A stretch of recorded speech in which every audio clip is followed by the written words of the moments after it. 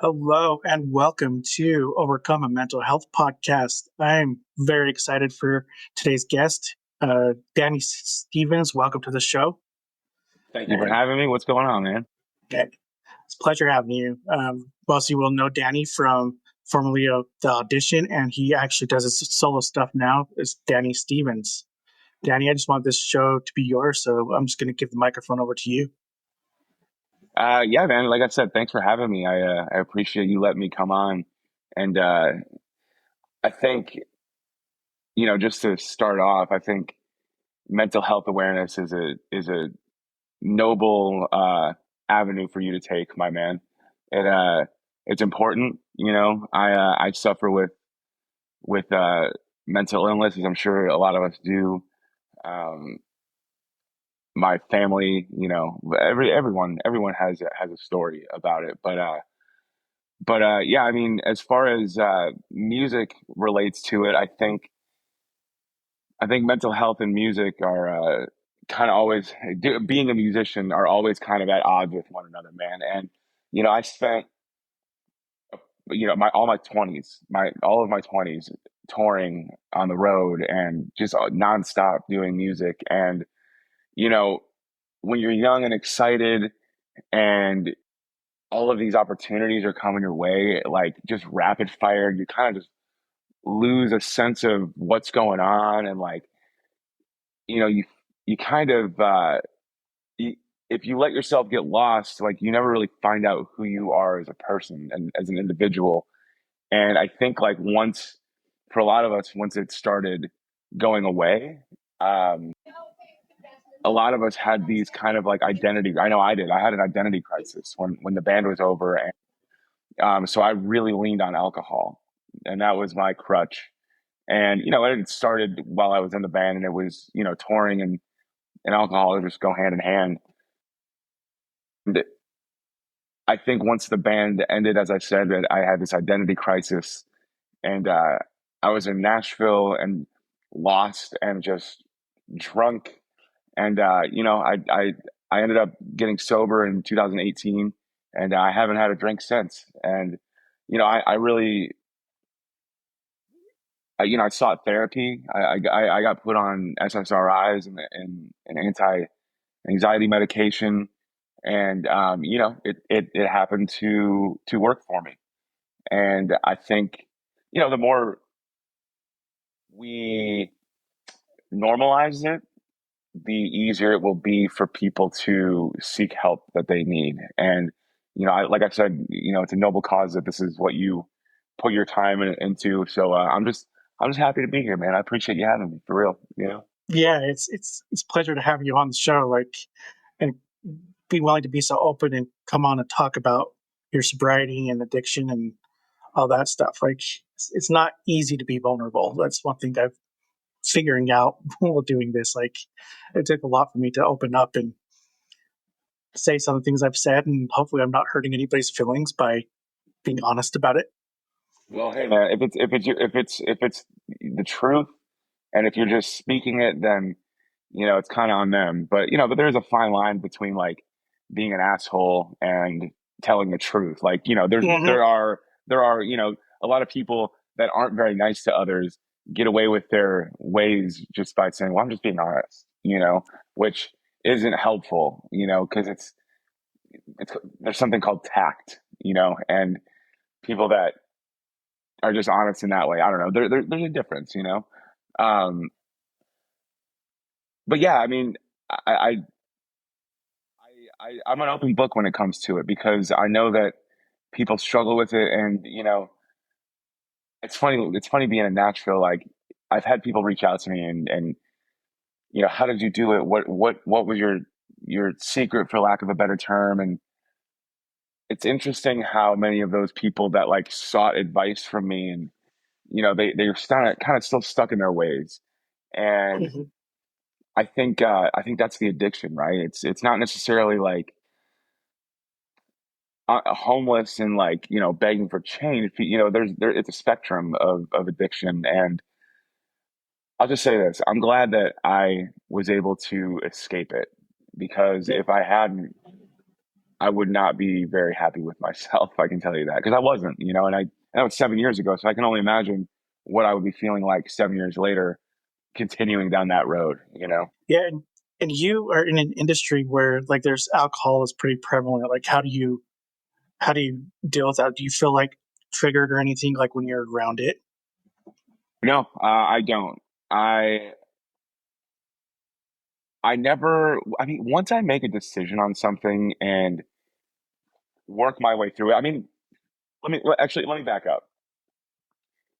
I Nashville is very much surrounded around, revolved around alcohol. I mean, every meeting that you go to is either at a bar or a restaurant with alcohol. And, I mean, drinking will start at noon, at lunch. You're on a right at 10 a.m. and then all of a sudden it's noon. You go to lunch and people start drinking tequila, and then that's just it. That's the whole day. And then you don't stop a train, and that's there is a way to network, and that is kind of like the standard Nashville way to do it. And I did that for a long time, and I think the way that I went about getting sober is the reason that I don't get triggered by it now is because, dude, I like pulled back from everything in my life, except my music.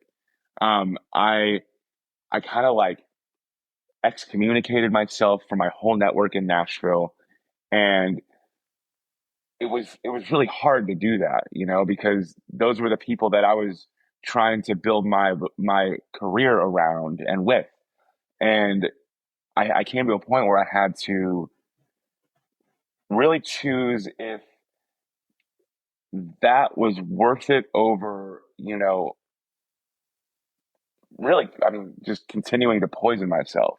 And I made the decision that it wasn't worth it. And so like for like a year, dude, like I really just pulled back and like I didn't see anybody. I didn't do anything, man. Like I went to the bar a couple times.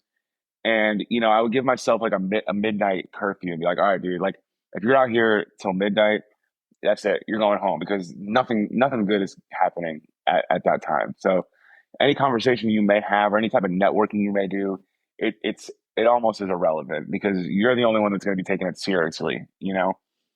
And that kind of just like the whole thing just kind of got old to me. And so yeah, I mean, I pulled myself back from it, and when I started making my new music, I've been slowly rebuilding that network with people outside of that realm, and it's been great. I've really met some awesome people that I'm glad that I work with, and and I've been meeting a lot of like-minded individuals as well as far as just the mental health and sobriety and I think that helps too, surrounding yourself with people that don't judge you for not drinking because people think that once you stop drinking, it almost, in my experience, when I would go to an event or anything and I would tell people that I quit drinking, you never heard people tell you how little they drink in their lives until you tell them that you're sober. Oh yeah, I cut way back, 2 weeks ago, and I've only been drinking this. It's like, dude, I don't give a shit how much you drink. I don't care, dude. Like was a decision from me. Like I don't judge you Yeah, for what you yeah, do because I yeah. am you. What and that's hard to do though. Like it's like sounded like you did like a kind of a hard reset just to like revisit your Good way to surroundings put and it. make sure. Yeah. And what do you think was that like point for you to like realize, you know what, like I need help. I need to get rid of all this stuff. Sorry about that. There were a couple points for me. There was a point where maybe the first point was, I was like 30 or like maybe 31 at the time. And it was my third time that week puking in the toilet because I drank too much. And I just remember because like I was the type of drinker that would drink until I threw up. Like I didn't really black out, I mean, things would get fuzzy sometimes, but not so much that I wasn't really like in control. And drinking and throwing up and then drinking, that was like what I did. So, but it came to a point where I was just like, damn, dude, like this is the third time this week you've done this. The second thing that made me really take a different look at myself was I was going to a friend's house that lived 3 doors down from me, and we had plans to jam. We had started like this '90s alternative band that we were writing songs that sounded like that, and we were just having fun and jamming. And and so I was going to go over there at 7:30. We had a bottle of whiskey that we were going to drink, and I had gotten home at 6 o'clock, so I had like an hour and a half till I had to be there. And man, I remember thinking, okay, how much booze do you have in the house right now so you can be drunk enough to go next door and drink that whiskey so when the whiskey's gone, you are at a amount of drunk that you want to be.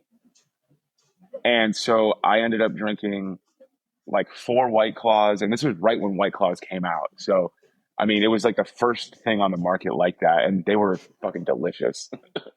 So I was like, so I'm like, I'm really glad that I got out of that game before like all the twisted teas and like all that crazy. Dude, there's just so much variety now. It's like they trap you with variety now. But I remember drinking 4 White Claws and like 3 glasses of wine in an hour and a half, dude. And I remember I was about to go and drinking the last glass of wine and like chugging it. And I put the glass down, and like for the first time in my life, I had said out loud to myself, like, I said, holy shit, dude, you have a problem. You need to assess this, and you need to take stock in your priorities and what matters. And then the last thing that really uh, solidified it was there was a night I was out on Broadway in Nashville, and I had just rescued my dog Axel, and he who just passed this past year. So I got him 7 years ago. He was about 3 or 4 when I rescued him, and he was an owner surrender. And we didn't know where he came from. I didn't know like they didn't know anything about him at the shelter that I got him from, or the foster home. And I remember bringing him home and like putting him in his crate, and I left. And I mean, I was gone for hours, and I think I was on Broadway, like I said, and all of a sudden I remembered that he was home. And mind you, this is my first dog I'd ever had. I didn't have dogs growing up.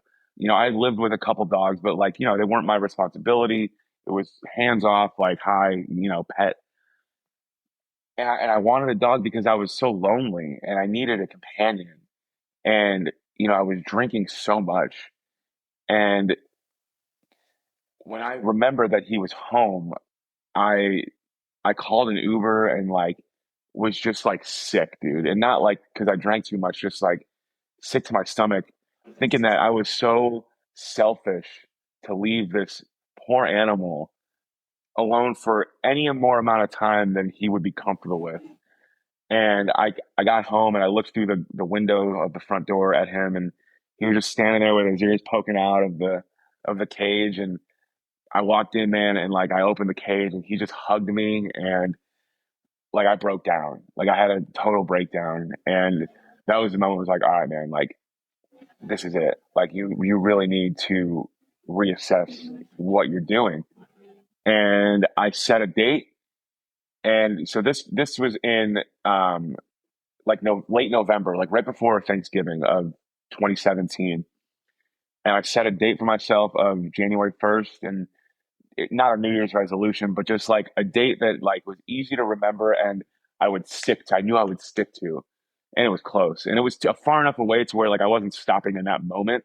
I was kind of leading myself to this moment that I saw the finish line, and I was like, all right, man, you're almost there. It was kind of that mentality.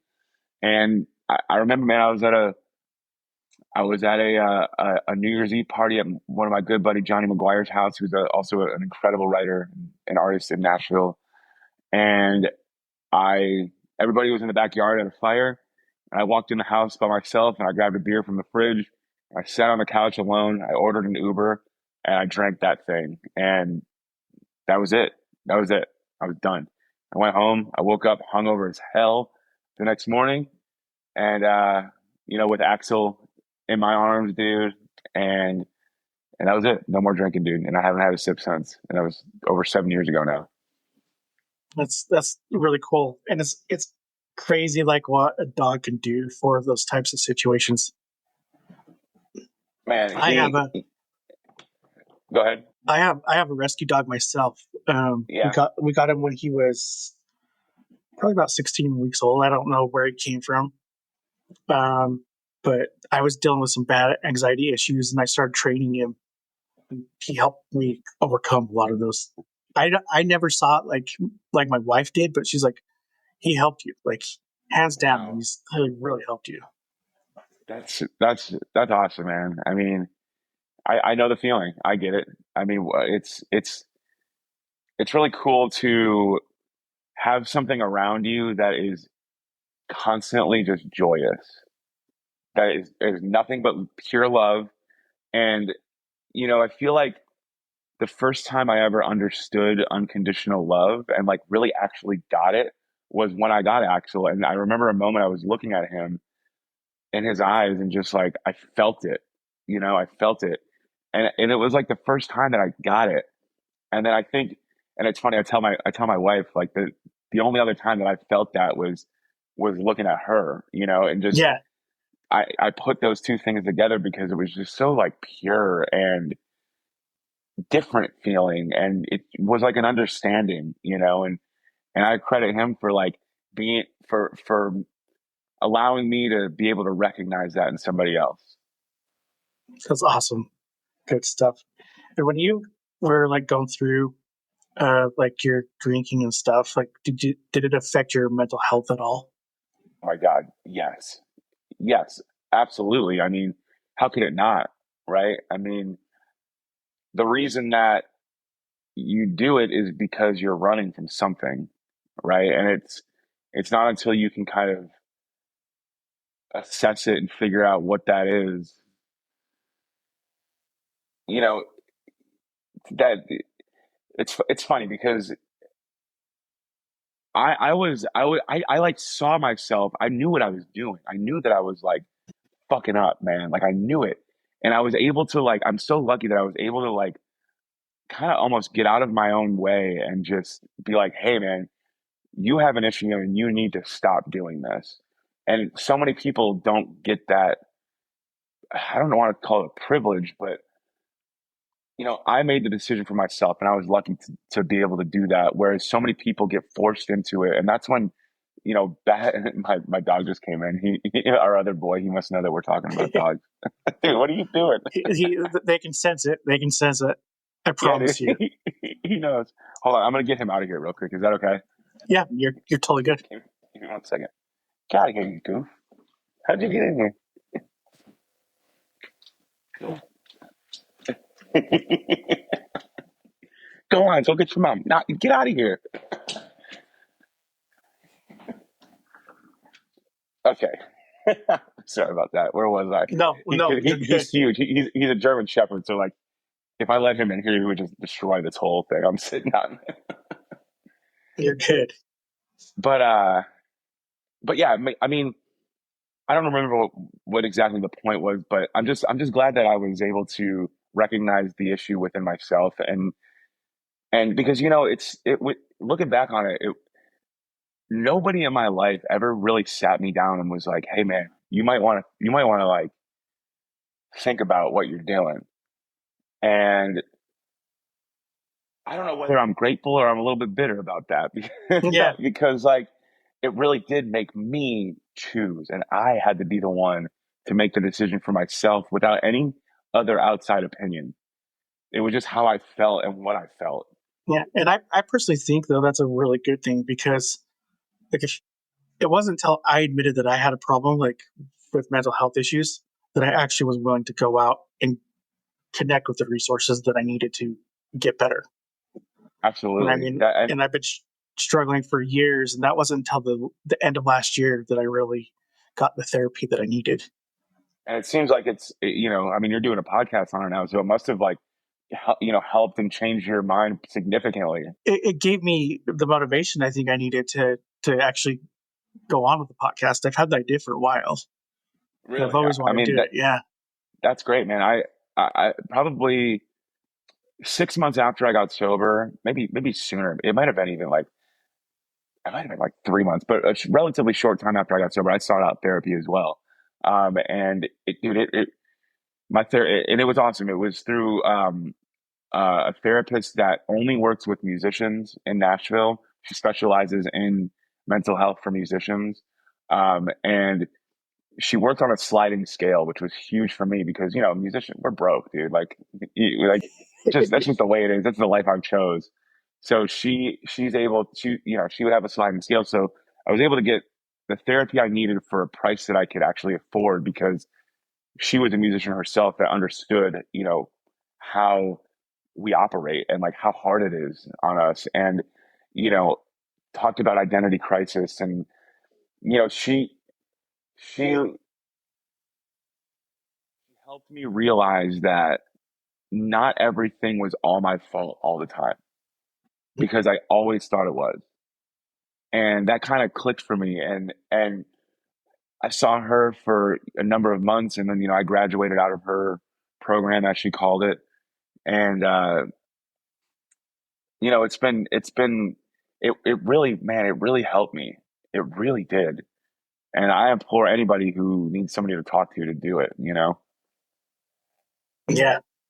Yeah. I totally agree. And what do you think, like, nowadays, like, what do you think is the biggest stigma in relationship to mental health? I think it's a giant projection. I think people are just afraid to face themselves and they'll do and say anything that they can to deflect the attention and to break the mirror, that they're looking into. Because it's hard, man. It's hard to admit that you fucked up or that maybe you're not this perfect image that you think you are. And I don't know. I think that's a lot of the reason people don't like smoking weed too, is because it really makes you sit with yourself and it really makes you kind of come to terms with things. And the anxiety that people feel is really just them thinking about themselves, and it allows you to get into that space and like correct those things if you want to, within. And I think that freaks people out. And I think that's why people also, like I said, don't really love therapy because nobody likes talking about their shit, man. It's hard. It's hard to like Yeah. admit to anybody that you're not, this perfect person. It's hard. It sucks, because we're in a society that rewards that rewards, being perfect and having money and having status. And so, of course, when somebody is thinking like, man, I don't feel like that at all. I feel worse than that. It's going to be hard for them to want to talk about it with somebody else. But like, what else are you going to do? You Yeah. should. Yeah. We totally teach that, like, we can go through life without having anxiety or being depressed. And it's like, no, it's not true. You just Right. need to learn how to cope with everything. We all feel it, dude. It's just what we label it or what we think it is and how we want to deal with it. As I kind of said earlier, I was put on SSRIs and one SSRI and an anti-anxiety medication. And the plan with my doctor at the time was to see if, because I was so depressed I was coming off alcohol and I was just like a wreck. And our plan was, all right, try this for a certain amount of time and see if that will kind of like kick, see if that will kind of kickstart your brain back to like firing on all cylinders. And we tried it for a while and I tried to get off of it and it didn't really work. So I went back on it. And then probably about, I want to say maybe a year ago or a little bit over a year ago, I talked with my doctor again and we came up with a plan to wean myself off. And over the course of like the next 6 months, I was able to successfully get off of the SSRI and the anti-anxiety medication, and I'm just freewheeling now, man. I'm just out here. I'm just out here Nice. with my looking at the sun. You know what I mean? Yeah. Nice. But that was just a decision that I made for myself. I think that because I wanted to see if I could, and I don't shame anybody for not taking that approach. I think that mental health medications are wonderful. I think they help so many people. They help me, man. So like it's just my path with them was different than maybe somebody else's. Yeah. I personally myself had to wean myself off just because my body, for some reason, I always get like bad side effects with stuff. Really? So, so I'm like, yeah, I don't want to do it long term, but I found some like supplements, like some like dietary supplements per se, like that help like calm me down. So, That's good. but Hey man, whatever helps, yeah, right? Like yeah, exactly. it That's shouldn't where I'm at. none of it should be stigmatized. Like I may be sober off of booze, but like I partake in cannabis heavily because you know, first of all, like we don't know what the hell is going on, man. You know what I mean? Like what the hell? What is this, right?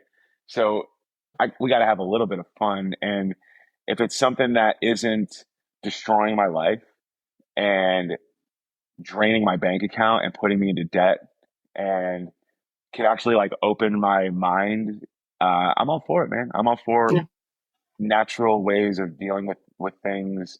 I think psilocybin and mushrooms are great for mental health. But I haven't done the research myself, and dug into it. But on all accounts that I've heard, it's been very helpful for people.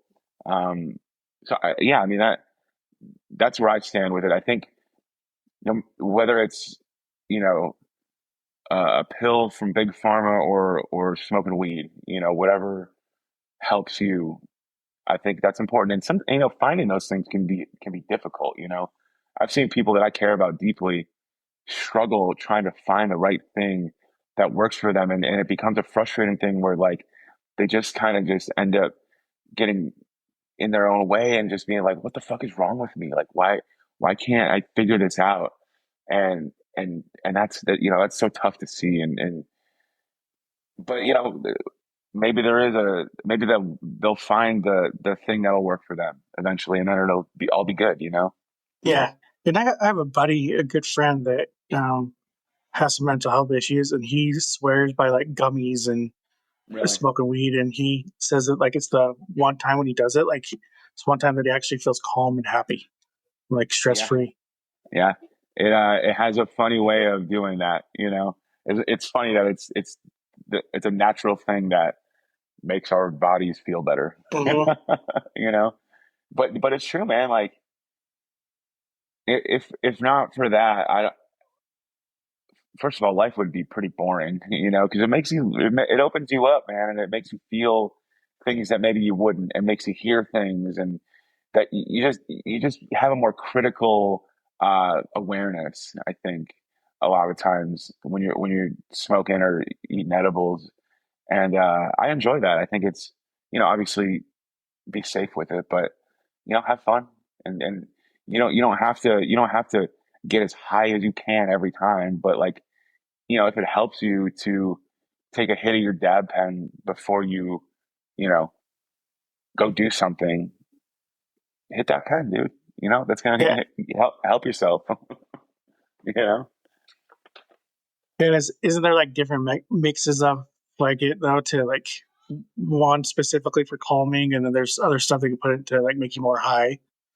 I've been They claim that, but I think that's a lot of marketing. I'll tell you this: I've smoked for a long time, and it either gets me high or it gets me less high.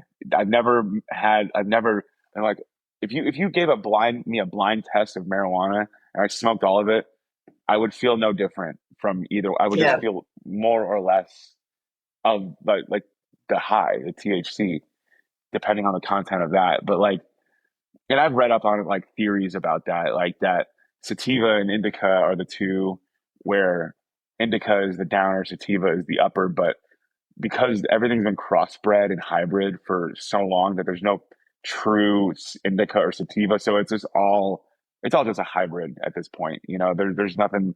It's just all a mix. So I, but like flavor profiles are different in a lot of it, and like the way they smoke are different. So there are different characteristics to it. But like as far as how it makes you feel, personally, I've never felt that, but that's not to say that I'm right. Yeah, I'm not yeah, I'm not going makes to sense. discredit somebody who feels the difference, just because I don't. But yeah, personally, I've never felt that. Yeah, and I personally can't talk anything about it. I've never smoked, so I can't say Yeah, a word. well, I'm just curious, to be honest. yeah. I mean, it's something that's definitely helped me. And yeah, it's definitely not for everybody. And it's just like anything else. It's not for everybody, but for those of us that it helps, hell yeah. That's what I think. So, like, since like recovering from alcoholism and stuff, how has your like life changed? Have you felt like just in general, like how have things changed for you? I really feel like a different person. I feel like my pre-sobriety, so in my drunk days, it almost feels like a different person, and that it is a movie that like I know really well, but I can't really remember all the parts to that I hate. A movie that I don't like. So I think everything's different. My whole lifestyle changed. I got married. We live in Pegram, Tennessee, on this big hill with nothing but nature surrounding us. Like we've found this peaceful little life that like my wife and I just love. And without me going through all of that craziness, because like it just feels like craziness. It's just confusion, and like your brain is always on fire. And with that out of the way, I was able to start thinking clearly about things, just about life in general. And I started appreciating things more. And when my wife and I first met, it was during COVID, and I had gone home to be with my parents, and we met on a dating app. And like 2 weeks later, we were hanging out, and but before that, we would call each other every night. And I remember looking up at the stars one night, and we're both from Detroit. And I'm on the phone, and it might have been right before I called her. I think I might have been smoking outside of my parents' house, and then I went and called her. But like, I specifically remember looking up at the stars and just like listening. And I never really done that. And I just listened to all these different bugs that I heard, and I counted like 10 different noises that I heard in this connection of sound that felt like to me like the Earth's brain's synapses firing, and just stuff like that. I was able to kind of just like I felt like when I was drinking, I was trying to perpetually move forward and go to the next thing, and what's next, and where can I go next, and who can I see next, and what can I drink next. And it was always, and when I was able to finally slow down and just take in these mundane kind of like things that we just take for granted, I guess. Uh, I don't know. It kind of just opened me up, man. It really. I got to see I was for the first time. I was seeing a world in this different perspective that I wanted to explore more. And without the haziness of alcohol, I was able to. And like I never would have even had that thought had it not been to make the decision to give up the booze. So I think, kind of to answer your question again, everything changed, dude. Everything. Because I would not be where I am without that decision. I wouldn't have the music I have now because I got sober, and that's when I decided, hey, I'm gonna give this another chance because, you know, and I'm sure a lot of my drinking had to do with, I mean, I know it did, with like the band and how that went and how it went ended and it really like I said, my identity crisis, it was real and I didn't know what I was doing. Um, but when I got sober, dude, I was so confident again, and I always felt like an imposter when I was in my band, and I no longer did, and I don't anymore. And I think that's kind of the best feeling, you know? That's really cool. Hey, you're making music again. Yeah, I'm man. personally grateful for that. So Thank you, man. I'm grateful for it too, honestly, man. I never, I never had any plans on going out on my own or doing a solo record or like, yeah, but I mean, why not, man? I had it in me, you know, I have it in me. So why would I deprive myself of like something that I'm able to do still? And, you know, in my opinion, do it well. And people like it. So it would be stupid for me not to do it, you know? And it brings me happiness. It brings me joy, you know, like my wife and I, we connect on music on such a deep level. Like it, just from like, we grew up in the same music scene and being able to like share this with her now all these years later is like such a joy, you know? So, you know, without like the sobriety, man, I wouldn't have shit, dude. I'd probably be living with roommates on a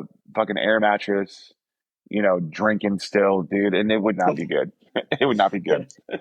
It's crazy to me that like one life decision can just like turn things like just change everything so drastically.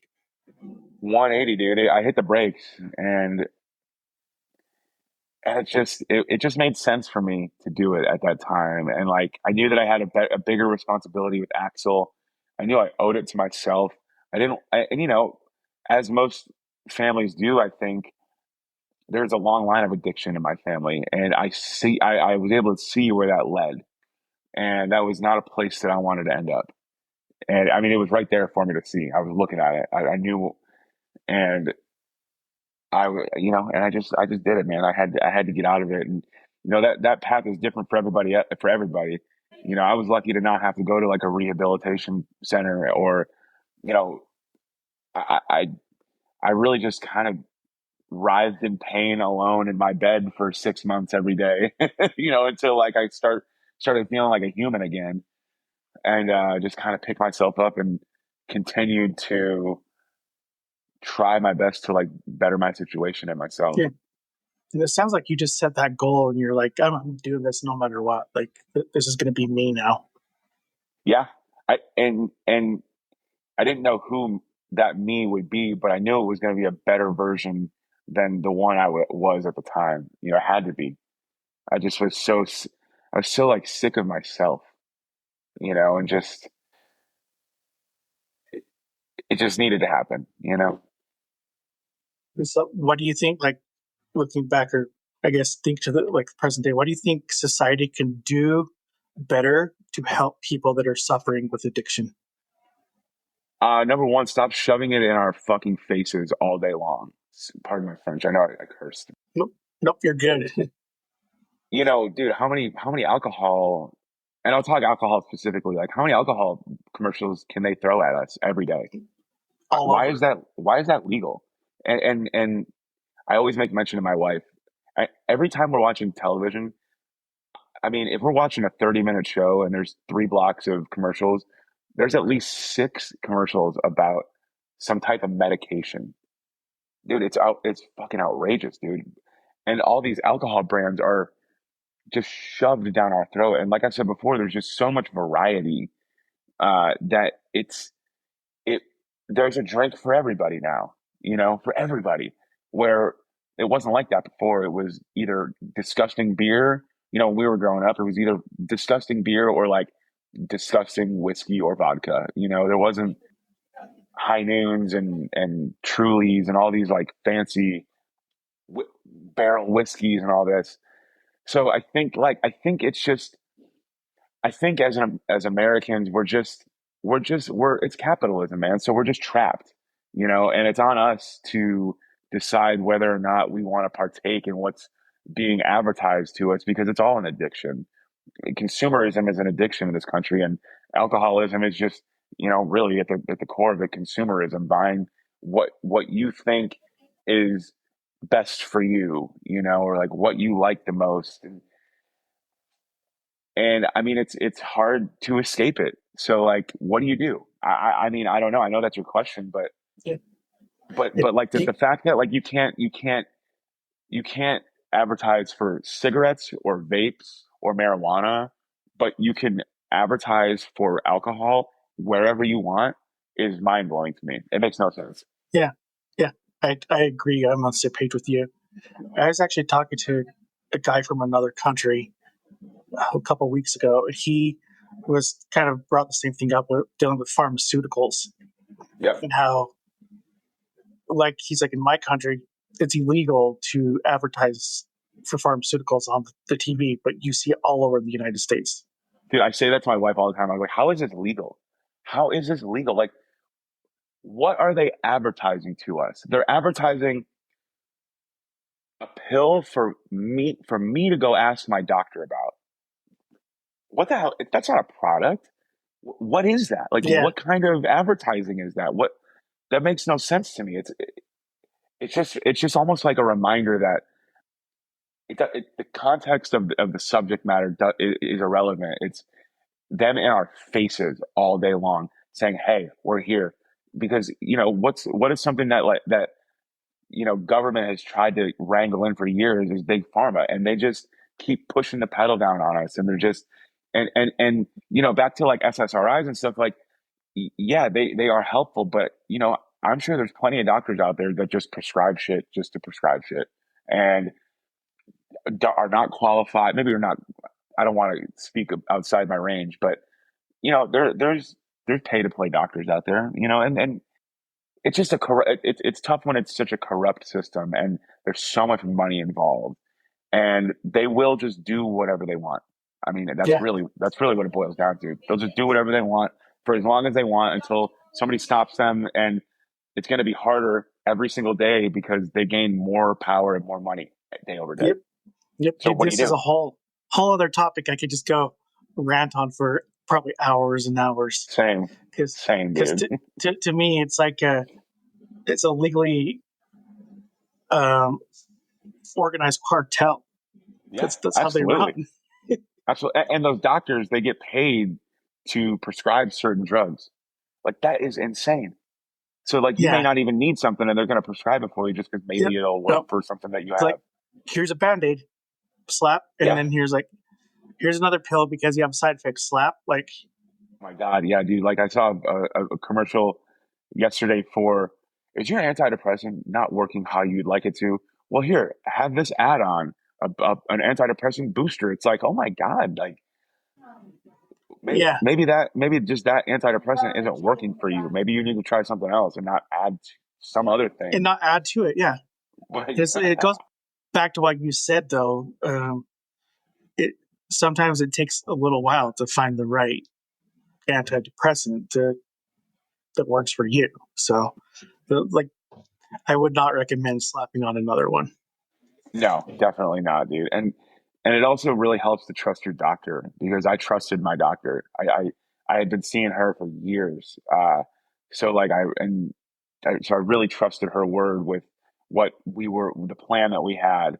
And it just so happened that, she had my best interest in mind, and what we planned out happened to work for me, which, I feel fortunate, man, because like not a lot of people are able to have that guidance and have those resources at their disposal, and that within itself is a depressing thing that could lead somebody down a path that maybe otherwise they wouldn't have. Yeah, it's very, very, very true.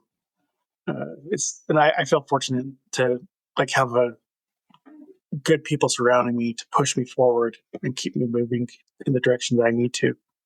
Yeah, support systems are huge, man. If you and it doesn't need to be a big one, it just needs to be it needs to be real. Yeah, one or two people that I think you can talk to, and you have it. Absolutely. And then that from there it grows, if you let it. So, what advice would you give like somebody that's struggling with mental health? I would, I think if you realize that you are, that's already half the battle. And the other half is figuring out what to do about it. And by law, by, you know, I think the thing that helps most people is finding someone to talk to. And that goes, kind of back to the conversation about finding the right medications. Not every therapist that you see is going to be the right one. You know, Therapists are regular people too, and they're just as fucked up as we are, man. And that doesn't mean that the first one you see is going to be the right one. You could not vibe with that person at all, and it can be discouraging. But if you if you recognize it within yourself and you're willing to want to feel better, really, then it's worth it to commit yourself to that journey, as they say, you know, and not just give up because life can be very rewarding on the other side of depression and anxiety and things that block you from that other side. And once that veil is lifted, if you ask anybody that's gone through any type of, for lack of a better term, enlightenment, um, they'll tell you the same thing. It's all the same story on the other side. It's all the same story on both sides, man. It's down and out, and then it's better than ever. There is no middle ground, and those folks that can drink that way, or you know, I don't want to relay it back to drinking, but just from my personal experience, like that have the privilege of like only having a few drinks, they're the lucky ones. They're the ones that like don't need help. But like most, no, I just see a lot of people that really need help and don't really know it. And but they do, but they do. Yeah, yeah, and it's like I see that too. It's like, what do you say to those people? Like, how do you let them know? Because sometimes I feel like it's not necessarily on me to let them know, I think but it at the depends on same the time, relationship, yeah, depending on the relationship you have with that person, because you definitely don't want to be like some holier than thou kind of like you need to do what I say because that's what worked for me.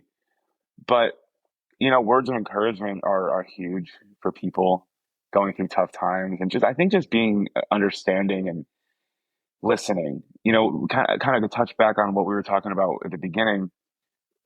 My first year of sobriety, like I would have people reach out to me, and I had a few people like come over and hang out with me all day because they didn't want to drink that day. And I'm giving them I'm giving them advice and kind of like how I'm going through this process, and they're asking me questions, and that whole charade lasted about 24 hours for them, and then it's back to the old way because, well, maybe they weren't ready for it yet, and maybe my advice will stick with them, and maybe if they ever do get sober, that's the thing that one of the things that will help them kind of come to that conclusion. But all we can do is just listen and maybe not try to fix it all the time, but just offer your best advice. yeah. And I think that's the important thing is that you offered you the advice that you could give to try to get them out of that situation. But in the end, it's up to them whether they choose to take it or not, like choose to act upon it. Yeah. And you can't, like, the old saying, you can lead a horse to water, but you can't make him drink. Kind of the opposite of what we're talking about here, but, but, but yeah, I mean, and no shame to them, man. That's just their path. And if they're happy, great. And if they're not, they know the answer. Why? Hmm. Exactly. We all know the answer. It's like I said, sometimes it's just hard to admit it. Mhm. And like I've said before, I think that's just like the first step. I think it's just one of the things to get you going. And once you admit it, it's easier to do things. And I think once you can admit it to other people, that's really when it starts to settle in, and like you're like, damn, okay, I got this. I feel good about this now. And you know, going through like journeys like that, mental health or alcoholism or addiction, when you do get to the other side of it, it's like the best. It's the best. Yeah, I can speak from experience. Like once I learned some of these techniques to like, you know, I have 3 young kids. Let me back up a little bit. I'm getting ahead of myself. So once I figured out heard some of the techniques like help with my anxiety or my depression, I get really anxious at night, especially putting 3 young kids to bed. There's just part of me, and I'm tired and fed up, and they're not listening. And so like just little things that like you look around the room. They call it the 5 4 3 2 1 method. You look around the room. You look at like think of 5 things that you can see, uh, 4 things you can touch, 3 things. What was it? I get that's all dealing with the 5 senses. I forget the order, Sure. but it's like I'd start doing that and subconsciously realize like you know what like I'm about to lose my shit. Like I need to calm down so I can be the best dad that I can be. And my wife's caught me like looking at things and like doing all this stuff. She's like, "You're trying, you're catching it at least." I was like, "Yeah, I'm trying. Like I'm not trying to make it obvious, but it's like you do what you have to do." Yeah. And sometimes that means like I have to walk out of the room. But I will say that my point being, once you learn these techniques, you can overcome like anything that you're dealing with. Yeah. I have a technique that's very similar to that. I used to have the hardest time falling asleep, man. Like I would just lay in bed and just lay there, dude. I'd be exhausted, but you know, when you're coming off of alcohol and like your body's just getting rid of all that and detoxing, like your mind, for whatever reason, just won't shut off, and it's just you're running through every bad decision you've ever made, and it's just horrible. And what my therapist taught me, very similar to what you're talking about, and I use this to this day, this technique, and this is 7 years later. Um, is I go through my senses. So what do I like? And I just run through them. What do I see? What do I smell? What do I taste? What do I hear? What do I feel? What do I see? What do I smell? What do I taste? What do I hear? What do I feel? And I usually have a sleep mask on, and I say, I see nothing but black. I smell nothing but the air. You know, I taste nothing but toothpaste. I hear nothing but the noise machine, and I feel cozy, or whatever that is. And then I run that back and run it back. And dude, usually like 2.5 times through, and I'm out. I'm dead asleep, and it works. It's awesome. Yeah, I yeah. actually, I actually told I told my dad to do that, and he started doing it, and it worked for him too. It's amazing, like little things like that. Because before I went to therapy, I wouldn't say I could. I don't know. Part of me didn't believe in it, but I did. Like, does that make any sense at all? Like, Sure, I was like yeah. I mean, half I think there it's and half. Like, I think it's I I didn't know think what it's to think of normal to it. be Yeah, skeptical. Yeah, I think it's yeah, normal to be skeptical. yeah. And then I started doing the stuff, and I was like, this is really working. Like, I Well, it's like can. they say, like you got to put the work in to make it work, Yeah, yeah, and it's true, man. And that's with anything in life, dude. Like if you want to be successful at something, you got to put the work in, dude. You can't just you can't, and music, and especially like you can't just rely on your talents and like your music to get you out anymore. Like you have to really work at it and really dedicate your life to it. You know, just like sobriety and just like mental health, like you dedicate part of your life to it. yeah. Exactly. Is there anything that we have not talked about that you want to bring up? Man, I don't think so. Aside from the fact that my new album comes out March Okay, 26th. Better Than You perfect. Left Me, Danny Stevens. Yeah, it's I was coming out, just gonna man. ask that you've read my mind. I got it right here. I had CDs printed. How about that? When was the last time you saw one of these? I have not seen one for a while, but I really actually missed the physical copy. Dude, I have like a thank you section right here. I've got all the lyrics on this sheet. So like I went old school with it, man. You know? But yeah, Nice. I love it. It comes out March 26th, man. It'll be out on all the streaming platforms. My music is up there now, but it'll finally all be out and in sequence the way it was meant to be listened to. Yeah. And how can people find you? Just search my name, Danny Stevens, and I'm everywhere that the internet allows me to be, which is everywhere. So anywhere you can find somebody on the internet, man, I'm there. So Yeah. Danny Stevens, Spotify, Instagram, all the handles, just Danny Stevens. You'll find me. All right. A few little like just kind of fun questions here. What music is rotating on your playlist right now? I love this band called the Teskey Brothers. They're a duo of brothers from Australia. I'm a huge fan of Motown, and they are like the second coming of Otis Redding, man. I mean, they are incredible, and they're somebody that I throw on quite often. I've got a friend in town named Sean Kennedy that just released his first full length album that is absolutely incredible. It's like 80s inspired indie rock, very, very cool stuff. And then I listen to a lot of music marketing podcasts. So those are like Oh, my nice. that's my That's your rotation. thing, yeah. And I listen to the local Nashville WNRP. It's like our local radio station. It's a NPR radio station. So it's a publicly funded radio station, and it's all like up and coming indie artists that are on the verge of whatever genre they're in. But they do all sorts of really cool shows and nights, and it's always a cool listen to that too. Awesome. It's really cool. And I'm still like stoked that you have the physical copy too that Yeah, you're dude. sending to Yeah, yeah, people. yeah, yeah, yeah. All right. Well, let's see. I'm trying to think if I had anything else. One question, and this is just because I'm curious.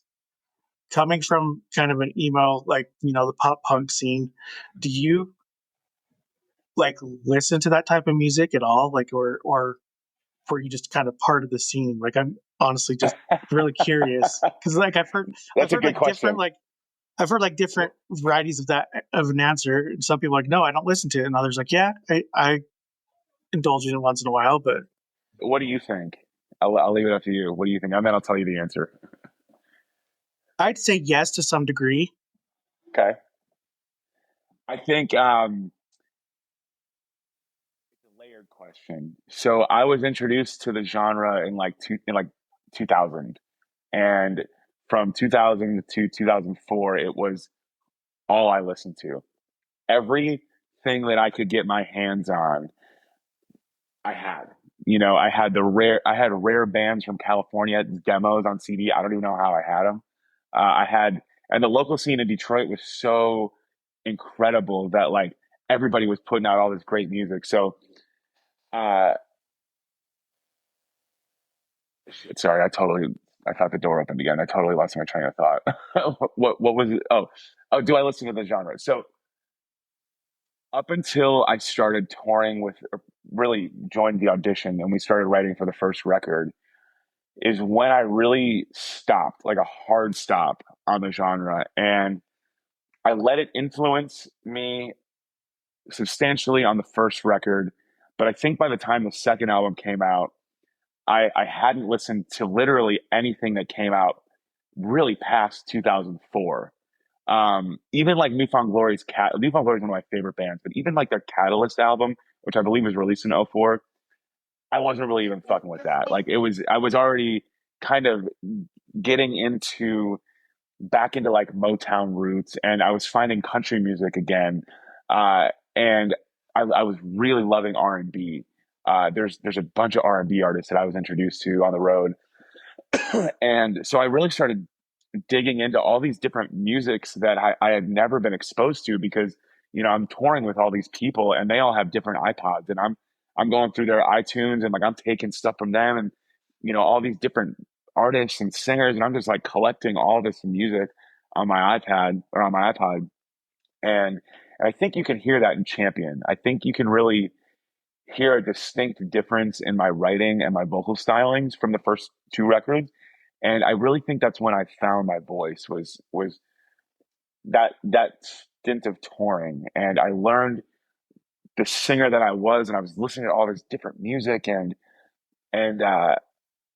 but to answer your question like fully, I still go back and like will listen to the Starting Line and Under Oath and uh Newfound Glory and some of the old Alkaline Trio stuff, because it's just nostalgic for me at this Yeah. point, you know, Yeah. and kind of just like everybody else. But when I was active in the band, I was not listening to that. The only bands that I was probably listening to still were like Jimmy Eat World, who were not really in part of our scene. They were outside of it. They were popular. They were a big band. I listened to them. I loved Head Automatica. Um, I really liked Jack's Mannequin, but that was kind of after we toured with them that I really gained an appreciation for them. Um, but that would happen too, where I'd be on the road with somebody and be like, "Oh wow, I really like this artist Yeah. who I'd never really even heard of," and then I'll watch them every night and then start listening to them after we toured them. Dangerous Summer was one of those bands where like I never really listened to them, and then I saw them play every night. And I was just blown away, and then immediately I was a fan after that. So and nowadays I kind of it's just a mix of everything, you know, Yeah. and it's because it's so easily accessible with Spotify that Mhm. it almost is discouraging. Like there's so many Yeah, options. yeah, It's just like it really is it really gets to that point where like there's so many options that I don't even know what to listen to. right, and it's like For me, it depends on my mood. Like, and I've never stopped like looking up new music. yeah, for Like, sure, I same. love it. It's and I'll listen to a little bit of everything. So Yeah, from same. country That's to metalcore to yeah. If it's good, it's a good, little, right? yeah, yep, exactly. Awesome. Well, thank you for humoring me with that. I was just totally curious. You know, that's all the questions I have. So, Thank you so everybody, much for having me on, man. yeah, thanks for coming. Everybody, go put March 26th up on your calendars so you can go to Apple iTunes or anywhere that you can and buy Danny's album. Anyway, I've Danny Stevens better than he heard left me. I've heard every single song and I'm totally impressed. Thank you, And man. I appreciate that. that's not just me being a little fangirl. Like that's me being sincere. Thank you. It means a lot. Thank you for real. So, and to all those that listen, thanks for listening to Overcome, a mental health podcast. You can find us on Instagram and YouTube at Overcome Pod. The best thing you can do for us right now is follow, share, like, get our content out there is the best you can. It'd be really helpful. Thanks again for listening. Until next time.